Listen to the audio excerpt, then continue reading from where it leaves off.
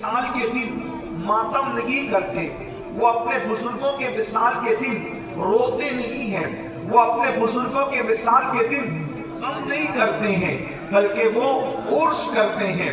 اور عرس ہمیشہ خوشی کے موقع پر کیا جاتا ہے، اس لیے کہ قمقمے خوشی کے موقع پہ لگائے جاتے ہیں، سندل خوشی کے موقع پر استعمال ہوتا ہے، چادریں خوشی کے موقع پہ چڑھائی جاتی ہے، پھول خوشی کے موقع پہ چڑھائے جاتے ہیں۔ یا کبھی آپ نے کسی مرنے والے کی موت پر کسی کو خوشی مناتے دیکھا ہے؟ اللہ اکبر! آپ ذرا غور کریں، صرف مسلمانوں میں، اہل سنت و جماعت میں اللہ والوں کے دنیا سے جانے پر اس دن کو عرس قرار دیا جاتا ہے۔ وجہ کیا ہے؟ وجہ یہ ہے، ہمیں اتنا یقین ہے دوسرے لوگوں کا معاملہ وہ جانے کہ ان کے مرتے ہیں تو کہاں جاتے ہیں، ان کے مرتے ہیں تو کیا ہوتا ہے، لیکن ہمارا عقیدہ یہ ہے جب قبر میں بندے مومن پہنچتا ہے تو اس کو مصطفیٰ جان رحمت کا دیدار نصیب ہوتا ہے۔ اسی لیے تو سنی کہتا ہے کہ ہمیں مدینے جانے سے جتنی خوشی ہوتی ہے اس سے زیادہ خوشی ہمیں مر جانے میں ہوتی ہے کہ مدینے جاؤ تو گنبد نظر آتا ہے اور مر جاؤ تو گنبد والا نظر آتا ہے۔ قبر میں لہرائیں گے تا حشر چشمے نور کے جلوہ فرما ہوگی جب طلعت رسول اللہ کی خاک ہو کر عشق میں آرام سے سونا ملا جان کی ایک زیر ہے الفت رسول اللہ کی۔ ارے گنبد کی زیارت کرو تو کوئی آگے ہٹا سکتا ہے، لیکن ایمان پر دنیا سے چلے جاؤ تو قبر میں وہ دیدار ہوگا، نہ کوئی ہٹانے والا ہوگا، نہ کوئی مخل ہوگا، بلکہ کیفیت یہ ہوگی تو مجھے دیکھ لے میں تجھے دیکھ لوں، دیکھنے کا مزہ آج کی رات ہے۔ سبحان اللہ، یہ عرس ہے، یہ عرس ہے۔ جب اللہ کا ولی دنیا سے جاتا ہے تو فرشتے اس کی قبر میں اس کو کہتے ہیں نم کنامت العروس، سو جا ایسے جیسے پہلی رات کی دلہن سوتی ہے۔ میرے پیارے آقا صلی اللہ علیہ وآلہ وسلم کے پیارے دیوانوں، اندازہ تو فرمائیں، فرشتے اس اللہ کے برگزیدہ بندے سے کہتے ہیں نم کنامت العروس، ایسے سو جا جیسے پہلی رات کی دلہن سوتی ہے۔ نیچے فرشتے اس کو نم کنامت العروس کہتے ہیں اور اوپر اس کا عرس منایا جاتا ہے۔ لیکن یاد رکھنا، عرس سب کا نہیں منایا جاتا، سب کا عرس نہیں کیا جاتا، اس لیے کہ سب کی قبر جنت کے باغوں میں سے باغ نہیں ہوتی، سب کی قبر جنت کے ٹکڑوں میں سے ٹکڑا نہیں ہوتی، سب کی قبروں کے اندر جنت کی باغ و بہار نہیں ہوتی۔ کچھ ایسے بھی تو ہوتے ہیں اللہ اکبر جو دنیا سے جاتے ہیں مگر اللہ اکبر ان کو قبر میں سکون نہیں ملتا۔ یاد رکھنا، اے اللہ کے مقدس بندے کا عرس منانے کے لیے آنے والوں، آئیے ذرا غور کریں، سب کی قبر جنت کے باغوں میں سے باغ نہیں بنتی، بلکہ کچھ لوگوں کی قبر جہنم کے گڑھوں میں سے گڑھا بن جاتی ہے، اسی لیے سب کا عرس نہیں منایا جاتا۔ اللہ اکبر! اب آئیے ذرا سوچئے، ہم سب اپنے حال پر غور کریں، ہم سب اپنی کیفیت پہ غور کریں۔ قبروں کا سکون، قبرستان کا سکون ہمیں دھوکے میں نہ ڈال دے، قبرستان کا سکون ہمیں فریب میں نہ ڈال دے۔ اللہ اکبر! ہمیں یوں لگتا ہے کتنے سکون سے یہ مردے سو رہے ہیں، مگر یاد رکھنا مردے سب سکون سے نہیں سوتے، بلکہ کسی کی قبر جنت کے باغوں میں سے باغ ہے۔ ایک بات یہ بھی آپ کو بتا دوں، یہ 2 گز زمین کا ٹکڑا سمجھ کے دھوکہ مت کھانا۔ اللہ اکبر! یہ 2 گز زمین صرف نہیں ہے، اللہ جن سے راضی ہے، جنہوں نے اللہ کو راضی کر لیا ہے، جنہوں نے اللہ کو منا لیا ہے، جنہوں نے قدرت کا قرب اختیار کر لیا ہے، جن کا خاتمہ اللہ کی رضا پہ ہوا ہے، جن کا خاتمہ اللہ اکبر ایمان پر، مصطفیٰ جان رحمت کی وفا پر ہوا ہے، وہ تو بہت سکون سے سوتے ہیں۔ اس قبر میں جنت کی نہریں بھی جاری ہیں، اس قبر میں باغ بھی لگے ہوئے ہیں، وہ قبر تنگ حد نگاہ کشادہ ہے، مشرق سے مغرب تک وہ قبر کشادہ ہے۔ یہ اللہ والوں کی قبریں ہیں، اس کو چھوٹا سا ٹکڑا مت سمجھنا، اندر وہ بہاریں ہیں، जाओ। इसीलिए तो कुरान कहता है युमिनून बिल गैब, जो गैब पर ईमान लाए। इसीलिए याद रखो वो अंदर बहुत बड़ी जगह है, वो अंदर तख्त भी है, अंदर ताज भी है, अंदर जन्नती लिबास भी है, अंदर बुजुर्गों का आना जाना भी है, अंदर अल्लाह वालों का आना जाना भी है। ये बात अपनी जगह है। बल्कि मुझे एक बात याद आई, मैं आपके सामने पेश करूं। अल्लाह वाले आते जाते रहते हैं, ये कब्रों का मामला बड़ा जुदा है। सुल्तान मुहियुद्दीन औरंगजेब के दौर में ऐसा हो गया था कि बहुत सारे लोग जो है जाली कब्रें बना बना करके बैठ गए थे, कमाने के लिए, मुजावरी करने के लिए जाली कब्रें बना बना करके बैठ गए थे। सुल्तान औरंगजेब को जब पता चला तो अल्लाह अकबर, सुल्तान ने कहा कि जो जाली कब्रें हैं मैं उनको उखाड़ दूंगा। उसका तरीका ये होगा, उसका तरीका ये होगा, मैं जा करके सलाम करूंगा।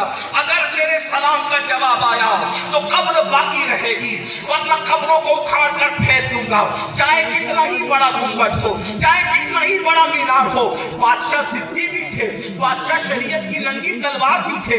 कब्रों पर जाते, सलाम पेश करते, जवाब आता, कब्र को बाकी रखते, जवाब नहीं आता, उखाड़ कर फेंक देते। कब्रों पर सलाम करते करते बारी आई सुल्तानुल हिंद के रोजे की, अताए रसूल के रोजे की, सरकारे गरीब नवाज के रोजे की। एक बात आपको बताऊं, बहुत सारे मज़ारात ऐसे हैं जिनकी कोई सनद नहीं मिलती, बहुत सारे मज़ारात ऐसे हैं जिसका कोई सबूत नहीं मिलता, बहुत बहुतों के तो नाम भी नहीं मिलते, मगर सुल्तानुल हिंद का आस्थाना, गरीब नवाज का आस्थाना ऐसा है। 800-1200 साल से मुसलसल वहां पर अल्लाह वाले हाजिरी दे रहे हैं और वहां से अपनी झोलियां बन रहे हैं। ये सैयदी अब्दुल सुभान रज़ी अल्लाह तबारक व तआला हो, इनका सिलसिला भी मेरे गरीब नवाज के सिलसिले से मिलता है। ये भी चिश्ती है। और याद रखना, हिंदुस्तान के अंदर किसी सिलसिले का मुरीद हो, चाहे कादरी हो, चाहे नक्शबंदी हो, चाहे सोहरवर्दी हो, चाहे अशरफी हो, चाहे बरकती हो, चाहे रिफाई हो, किसी सिलसिले का हो जो हिंदुस्तान में है, पहले वो चिश्ती है, बाद में वो सब कुछ है। इसलिए कि हिंदुस्तान की सरजमीन पर जो इस्लाम का परचम लहराना है, उसमें चिश्ती बुजुर्गों का फैजान मौजूद है। बुजुर्गान चिश्ती में रहते हैं। गरीब नवाज ने दिल्ली में बख्तियार काकी को बिठाया, बाबा फरीदुद्दीन गंज शकर को बिठाया, महबूब इलाही को बिठाया, मखदूम अशरफ जहांगीर सिमरानी को बिठाया, बंदा नवाज के सिलसिलास को बिठाया। जब तक हिंदुस्तान में अज़ानें गूंजती रहेगी, वो चिश्ती बुजुर्गान पीर की बारगाह में खिराज अकीदत पेश होता रहेगा। सुल्तानुल हिंद गरीब नवाज ने 90 लाख को ईमान की दौलत अता फरमाई। अल्लाह अकबर। उनके आस्थाने पर सुल्तान मुहियुद्दीन औरंगजेब आलमगीर पहुंचता है कि ये रोजा भी तो माज़अल्लाह जाली ने सलाम किया। हैरत की बात यह है, इतना मुस्तनद रोजा, सलाम किया, जवाब नहीं आया। दूसरी मर्तबा सलाम किया, जवाब नहीं आया। औरंगजेब को वसवसाने लगा, दो बार सलाम किया, जवाब नहीं आया। तीसरी मर्तबा धड़कते दिल से जवाब दिया, सलाम किया, अब भी देर तक जवाब नहीं आया। औरंगजेब ने सोचा, क्या अब तक हम धोखे में थे? क्या अब तक लोग धोखे में थे? जैसे ये सोचने लगा, थोड़ी देर के बाद सलाम का जवाब कब्र अनवर से आया।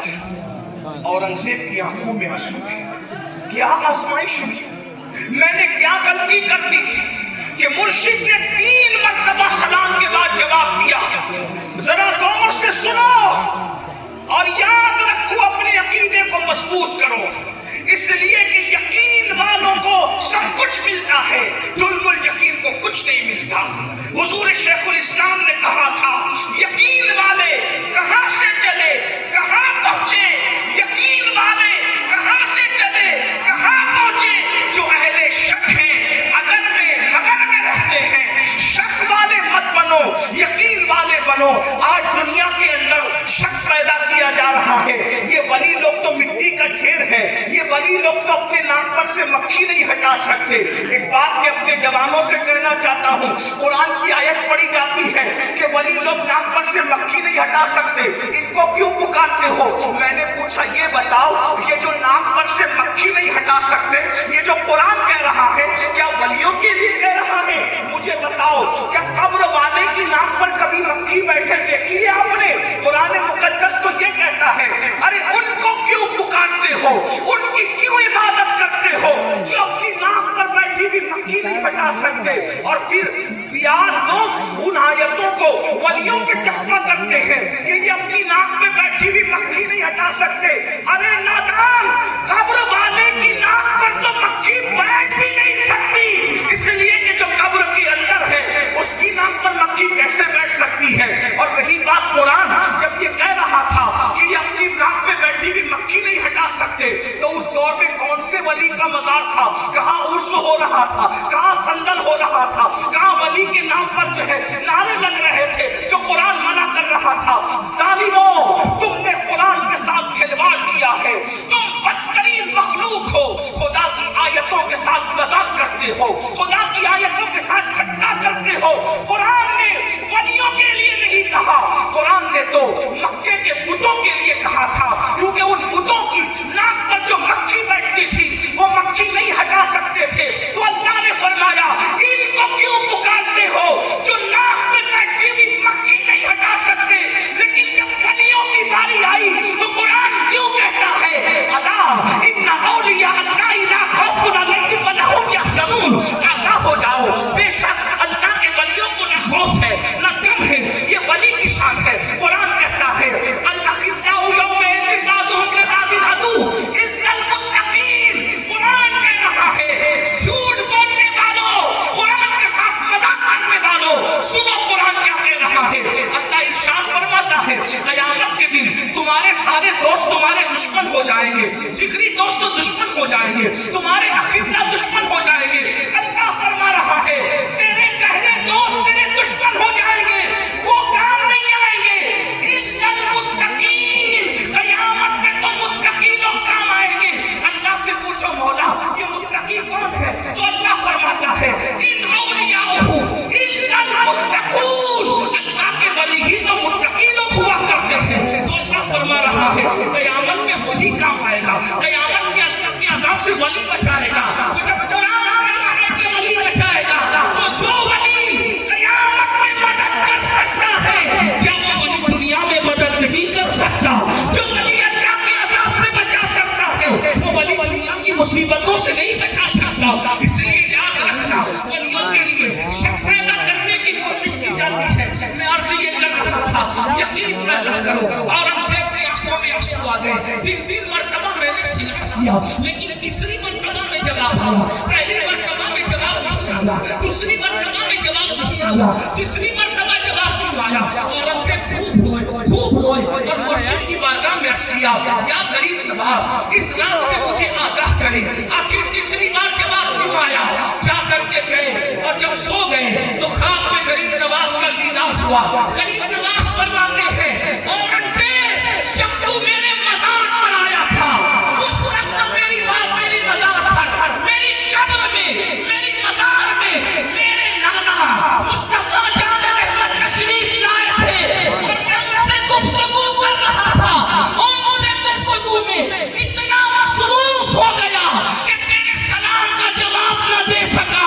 جب تیسری مرتبہ تو نے سلام کیا تو میرے نانا مصطفیٰ جان رحمت نے فرمایا معین الدین اس کو جواب دے دو ورنہ یہ ضدی تمہارے مزار کو نقصان پہنچا سکتا ہے۔